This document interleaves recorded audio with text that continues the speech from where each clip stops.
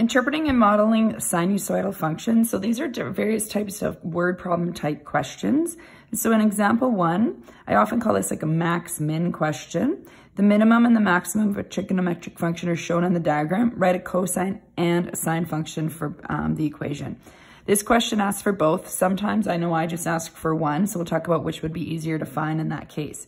This also showed the max and min in a diagram. You may not always be given a diagram.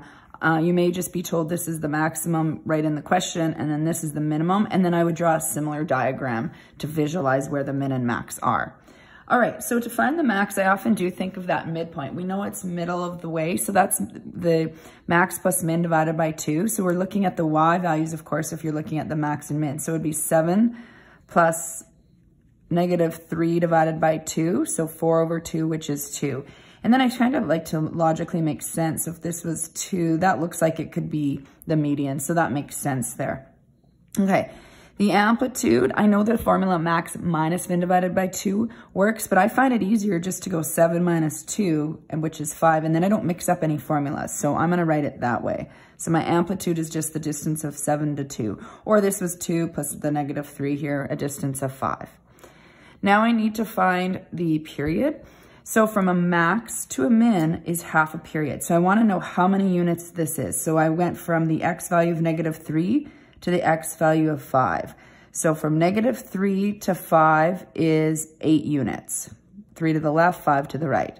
Okay, that is going to equal half of the period. So a full period, of course, is going to be double that, or 16 units. So that would mean my b value is 2 pi over the period, or 2 pi over 16. So my b value is pi by 8.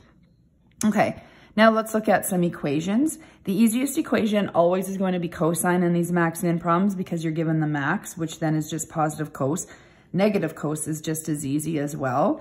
I'm going to use positive cos. I'm going to put in my amplitude of 5, cos, open up my brackets, put my b value of pi by 8.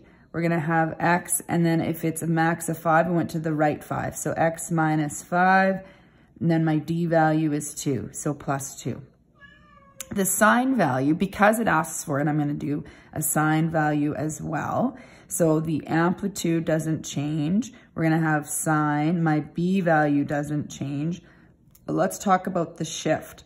So for the shift, I know it's right here is positive sign going up, but I have to know where this is. So there's a couple strategies. What I often do is I think, well, 16 units.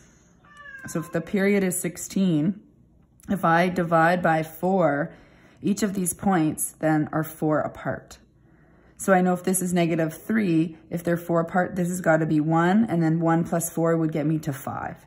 I can also take this distance of 8 and divide it by 2, half of period, but we're so used to this formula that I often go back to that. So this would be to the right 1 for this sine.